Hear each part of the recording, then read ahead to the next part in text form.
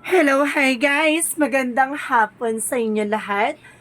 This is Jim from Masigari Channel, a faith healer, also Matarder. So ngayong hapon, natutigan natin ang sabihin sa inyo ng ating mga gabay.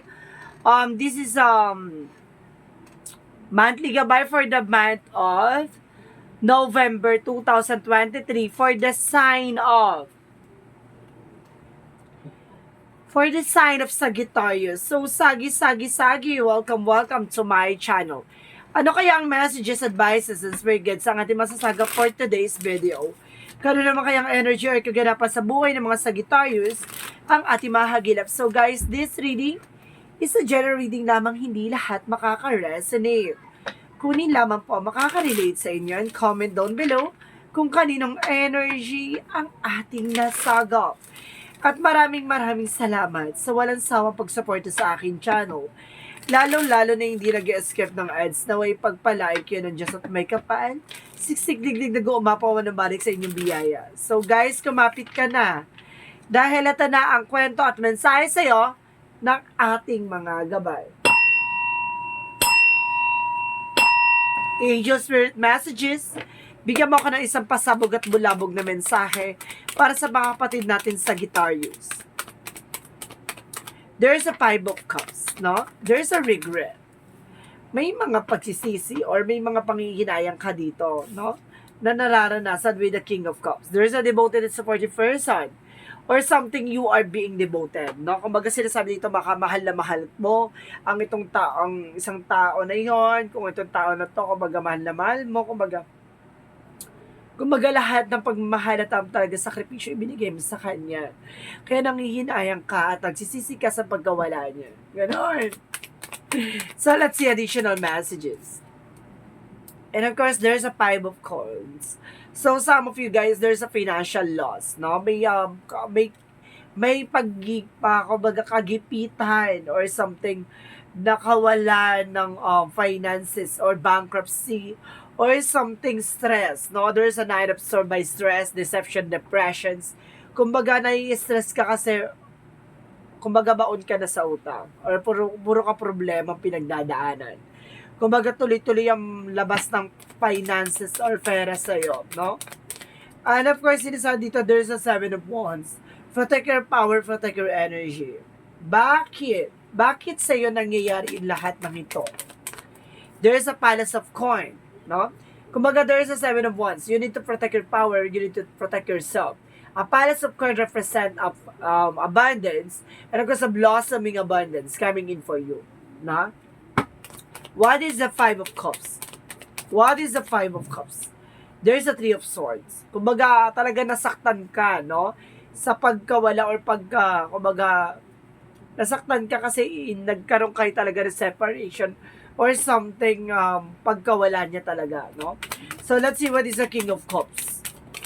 And of course, there is a Knight of Coins. So, ibig sabihin, hindi ka naging secure, no? Kumbaga, hindi mo naprotektahan at naipaglaban yung itong eksena na to, no? May bigla ang pagbabago na nangyari eh. Kumbaga itong taong to biglang tumabang or something. And of course, there is a Four of Coins. See? Kumbaga sinasabi sila pagdating din sa finances. Kumbaga naging magastos ka din. At the tendencies, naubos sa'yo lahat, naubos lahat ng finances mo. Mali ang paghawak or pag-manage mo ng finances. So what is the Knight of Swords? What is the Knight of Swords? And of course, there's Five of Wands. So see, ang tendency, nagkaroon ka ng complications, nagkaroon ka ng disagreement or something problema dito, no? Dahil dito sa, kumbaga, nangyari sa'yo at nagdulot sa'yo ng depression at stress. And of course, there is a Ten of Wands. Oh my God! Lakas ang energy, para kung na ano. Kumbaga may tao daw na nagbibigay sa iyo ng pampabigat, pampamalas, no? At parang either sumpato. My God. What is the Palace of Coin? There is a King of Wands. Kumbaga, sinasabi sa'yo dito, kailangan mo makontrol to. Kailangan mo ma-stop tong eksena na to. So, what is the Five of Cups and the Three of Swords? There's the Moon card. See? Merong hidden agenda or hidden enemies na may mga bagay na hindi ka pa nakilalaman no? Itong bagay na to ay may maaaring nangyari to dahil kumbaga ginawang ka talaga ng black magic para malasin ka. Kumbaga either na kumbaga ito baka yung person mo na ano na shaggy or biglang yumao na, no? Or some of you guys kumbaga may nangyaring third party involved, no? Kumbaga itong third party na to, kumbaga there's an hidden agenda. Meron siyang pinaglalaban or meron siyang hinaing or talagang pinanggagalingan, no? Kumbaga mukhang sinabi niya to sa person mo na kung hindi ka rin mapupunta sa akin, hindi ka napapakinabangan ng iba. Parang ganon. So, there is King of Cups and the Knight of Coin. What is the King of Cups and the Knight of Coin? There's a Six of Swords. A transition, no? Kumbaga, as soon as possible, yung iba kasi nangyari na. No? Kumbaga, nangyari na to sa ibang tao. Pero ito sa'yo, kung ito ay nakaka-relate ka, no? Kung may nararamdaman ng person mo, mag-take ka na ng actions. Kasi it's a transition, kailangan mong mabago tong eksena na to, no? So, let's see what is the 5 of coin and the 4 of coin. There's a Queen of Coins. So, ibig sabihin dito, kailangan maging practical ka about sa finances. Mag-savings ka, mag-invest ka. Huwag kang gagastos ng alam mong wala sa kabuluhan. So, what is the Knight of Swords and the 5 of Wands? Ano tong nagbibigay ng conflict at ang nagbibigay stress sa'yo? See? Kumbaga, there's a faith. Kumbaga sinasabi dito sinusubok ang pananampalataya mo at tiwala mo. Kasi there's a black magic involved na nangyayari behind your back. My goodness. What is the 7 of Swords and the 10 of Wands? There is a Queen of Swords. Nakita mo na to nalaman mo na to, or nagbitaw to ng salita sa'yo. Baka may taong nagbitaw sa'yo ng salita na ganito, ganyan. Kumbaga lahat sa'yo mawawala, ganito, ganyan. Para meron siyang binitawan salita na dapat mong proteksyonan yung sarili mo. So, what is the Palace of Coin and the King of Wands? There's an 8 of Wands. Okay, there's an 8 of Wands. There's a fast communication and fast movement, the judgment. Kumbaga, maging mabilis ang eksena. Sinasabi sa'yo, ito kailangan mo mag-take ng action. Parang red flag to or there's a wake-up call sa'yo, no? Parang binigyan ka na ng signs or synchronicities pero kailangan mo mag-take ng action. So, let's see what is the outcome. Ang pinaka-outcome is the 2 of Swords. There's a decision. No? Kailangan mo mag-decision. Additional messages. And I guess there's a 8 of coin. Kumbaga, it's either katrabaho or pinagawa. No? There's a Page of Swords. There's an information. Nag-i-stock daw by social media. Inaalam nito kung ano na nangyayari sa inyo. Additional messages. Additional messages is the 2 of Cups. About sa partnership talaga. It's all about love. It's all about partnership. It's all about relationship. No, itong ginawa to dahil sa either ikaw yung pinili or iniwan siya nang dahil sa'yo, ganito, ganyan. So, let's see what is the chakra. There's a vanity. See? Kumbaga, some of you, sinasabi dito na kailangan mong tutukan yung sarili mo, yung mga walang kabuluhan. No? Kailangan mo kailangan mo i-let go yan. And of course, there's an expansion. Palawakin mo ang kaisipan mo. At sinasabi dito guys, there's a prayer na kailangan mo talaga magdasal. So let's see what is the Love Oracle card. Let's see what is the Love Oracle card.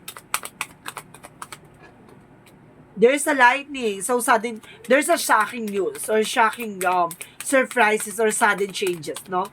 Itong nangyari na to ay laging biglaan, no? Kumbaga, hindi mo to inaasahan. At the same time, there's the runner, no? Kumbaga, kailangan mong alisin yung takot at pangamba mo. At the same time, there's the sword or the rose, the clarity at truth reveal. Ngayon, nalaman mo na, protectionan mo yung sarili mo, protectionan mo yung love life mo, protectionan mo yung finances mo. So, let's see what is the Yin and Yang Oracle card. Let's see what is the Yin and Yang Oracle card. There is a Mercury message by trouble, communication, na kailangan nyo talaga ng heart-to-heart talk ng yung persons. No, and of course, there is an integration by union, no? Kumbaga, there's a possible na merong reconciliation dito. And of course, guys, there's close up, no? proteksyonan mo yung sarili mo, proteksyonan mo yung kung ano man ang meron ka. So, let's see what is additional messages. The void. Oh my God. Stop. No? May mga bagay na kailangan nang ihinto at titigil. No? Kailangan mo na putulin tong pattern na nangyayari sa inyo. And of course, there's a perspective, no? May mga bagay na kailangan yung baguhin. At tignan yung better side. No?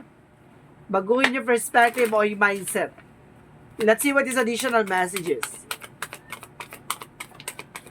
And of course, guys, there's a denial. I-acknowledge mo daw yung fear. And of course, replace mo ng awareness. Kailangan mo maging maingat. And of course, there's a loneliness, no?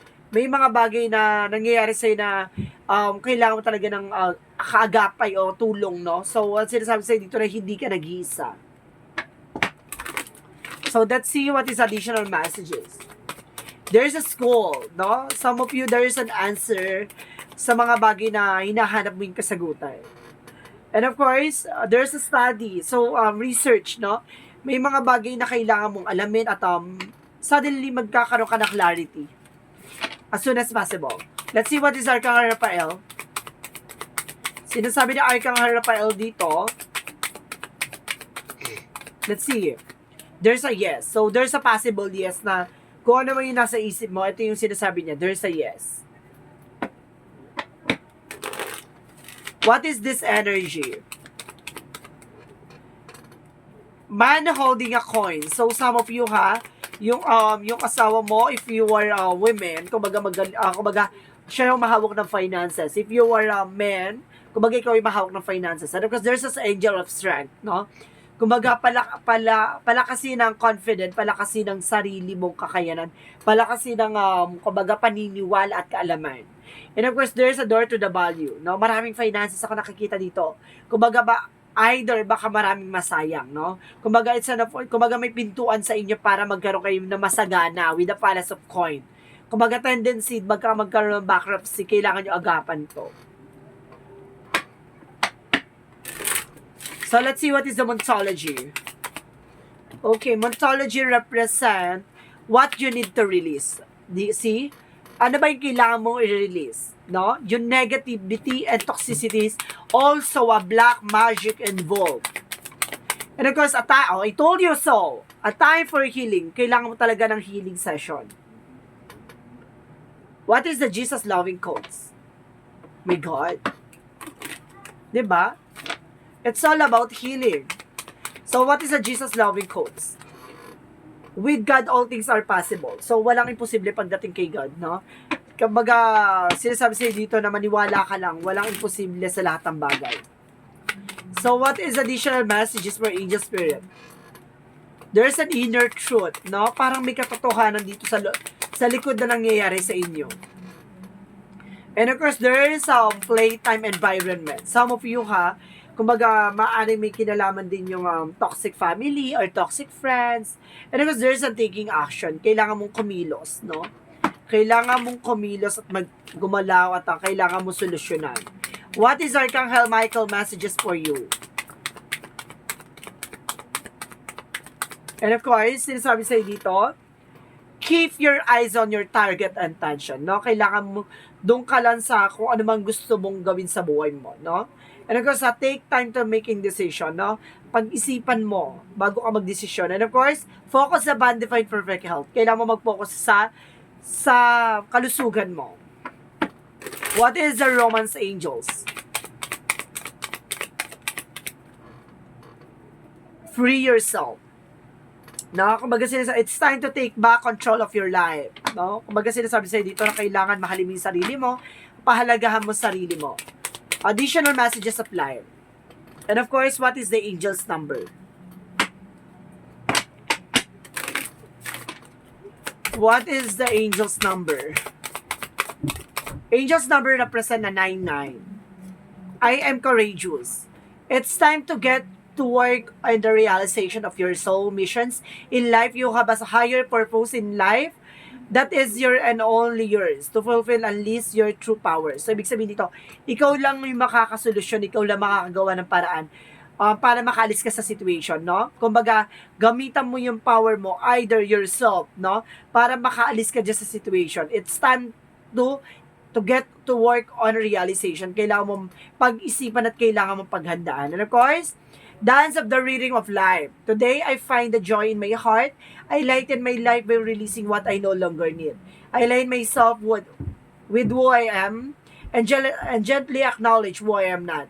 I am grateful for what I possess. I am at peace with what I do not. I appreciate and accept my life at this. I live according to the will of God. In this way, I dance with the life and see the magic of bloom. So, ibig sabihin dito, nahanda ka na sumabay sa agos, handa ka na sumabay sa tugtog ng buhay, no?